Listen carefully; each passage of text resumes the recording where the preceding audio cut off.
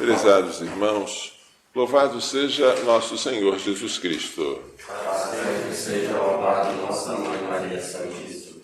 Hoje, 12º domingo do tempo comum, a liturgia nos propõe o tema da perseguição.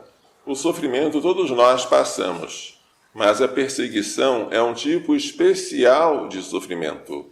A perseguição consiste em causar sofrimento em uma pessoa, não porque ela é má, mas porque ela é boa.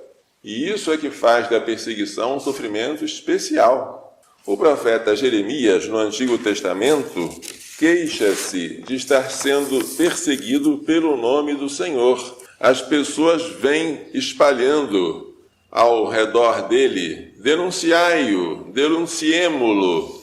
Talvez ele cometa um engano e nós poderemos apanhá-lo e desforrar-nos dele. Porém, o profeta, que sofre tanto pela perseguição dos seus amigos, está confiante no Senhor. Ó Senhor dos exércitos, que provas o homem justo e vês os sentimentos dos corações, rogo-te que me faças ver tua vingança sobre eles, pois eu te confiei a minha causa.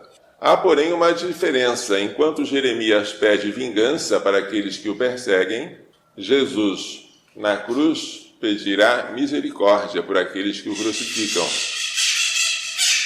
Neste ponto, Jeremias ainda está um pouco distante de Jesus, a quem ele representa, como sofredor e como perseguido. E Jeremias já prevê a recompensa de Deus, porque diz: cantai ao Senhor, louvai o Senhor, porque ele salvou a vida de um pobre homem das mãos dos maus. É assim que termina o trecho de hoje, sobre o lamento de Jeremias. Termina com uma glorificação a Deus, que o libertou da perseguição. O Salmo 68 também fala da perseguição. Por vossa causa, ó Senhor, é que eu sofri tantos insultos, e o meu rosto se cobriu de confusão. E eu me tornei como um estranho para os meus irmãos, como um estrangeiro para os filhos de minha mãe. Os da minha casa me rejeitam. Por quê? Porque o meu zelo e o meu amor por vossa casa me devoram como um fogo abrasador. Este trecho aqui seria citado no Evangelho quando Jesus expulsasse os vendilhões do templo. Quando Jesus fez isso, os discípulos se lembraram deste salmo: o zelo pela tua casa me devora. Por causa do amor a Deus, o justo é perseguido.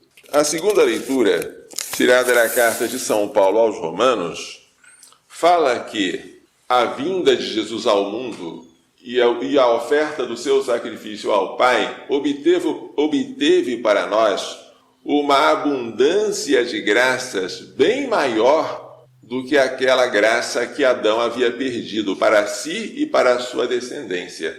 Jesus Cristo é o novo Adão, que restaura aquilo que o primeiro Adão perdeu pelo seu pecado. Há uma comparação entre Adão e Cristo. O pecado entrou no mundo por um só homem, Adão. E através do pecado entrou a morte. E a morte passou a todos os homens, porque todos pecaram. Nós fomos concebidos com o pecado original e acrescentamos a este pecado novos pecados pessoais. Todos pecaram. E o pecado entrou no mundo pela desobediência de um só homem. Mas isso não quer dizer que o dom da graça de Deus seja comparável à falta de Adão. A transgressão de um só Adão levou a multidão humana à morte. Não só a morte física, mas a morte espiritual do pecado.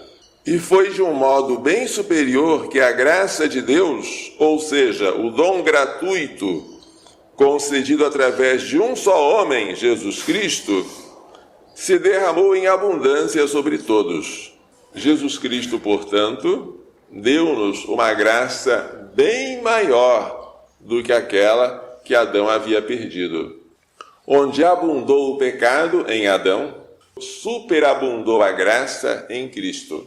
Por isso, se Jesus foi perseguido, crucificado, morto, sepultado, se ele sofreu por ser justo, não por ser pecador, esta perseguição teve frutos de santidade e de graça para todos nós que pertencemos a Ele. Ele é a cabeça da igreja, cujos membros somos nós, e nós recebemos dele graça sobre graça. Portanto, a perseguição, embora dolorosa, é uma bem-aventurança. Felizes os perseguidos.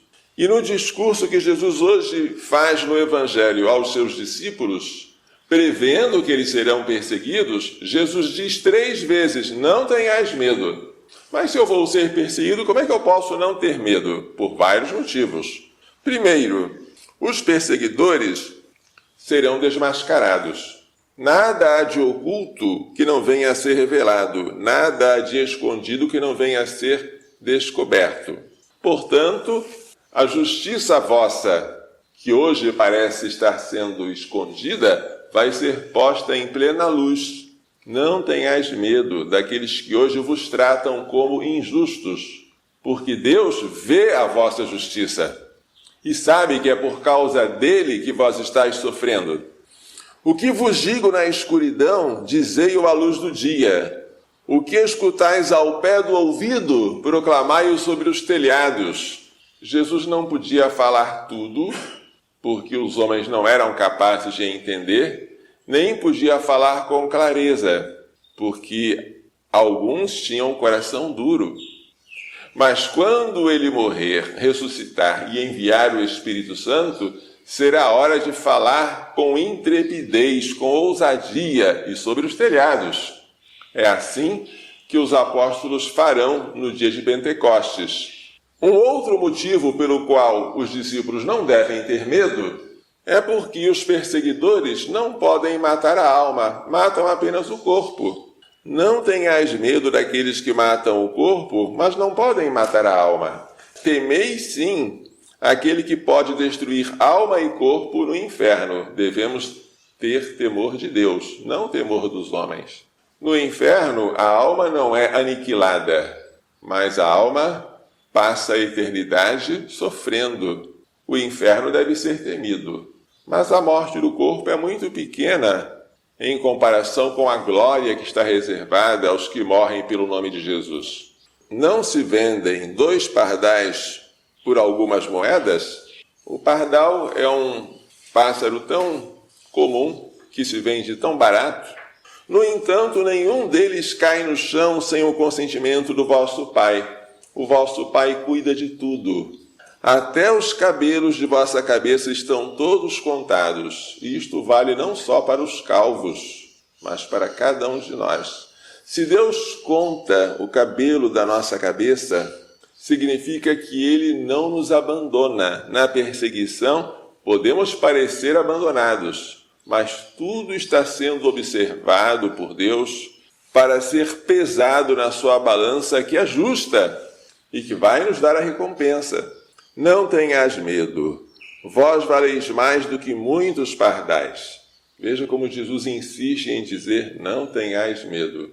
E além disso, se nós dermos testemunho dele diante dos homens, se nós não nos envergonharmos dele, e se formos perseguidos por causa dele, também ele, Jesus, se declarará em favor de nós diante do Pai que está nos céus. Isto é mais um motivo para nós não termos medo. Porém, aquele que me negar diante dos homens, também eu o negarei diante do meu Pai que está nos céus. E para vocês que são pais de família, isso é muito importante. Quem tem que ser o primeiro a dar testemunho de Deus na casa não é a mãe, é o pai. Porque o pai é o cabeça, é o chefe. As criancinhas vão olhar para o Pai da terra e vão querer ver nele uma imagem do Pai do céu. O pai tem que ser o primeiro a rezar e a chamar a esposa e os filhos para rezar. Tem que ser o primeiro a ir à igreja e a chamar a família para ir com ele. O pai tem que ser santo e transbordar santidade para casa. E se por causa disso o pai for incompreendido, o pai for maltratado pela esposa e insultado pelos filhos, não tenhais medo. Se você está dando o testemunho de Jesus diante dos homens, Jesus vai dar testemunho de você no dia em que você for julgado. Tudo isso nos serve de conforto, de consolação no meio das perseguições. Se elas vierem, é sinal de que estamos no caminho certo. Se você nunca for perseguido, ou seja, se você nunca sofrer pelo nome de Jesus, desconfie. Provavelmente você está seguindo o caminho do mundo. Por isso, não está sofrendo perseguição. Quando a gente segue o caminho de Jesus, as perseguições vêm espontaneamente. Mas, como Jesus disse, não tenhais medo. Que Maria Santíssima, que tanto sofreu pelo seu filho, mas sofreu de pé, nos faça entender e pôr em prática as lições desta liturgia. Louvado seja nosso Senhor Jesus Cristo. Para sempre seja louvado nossa Mãe Maria.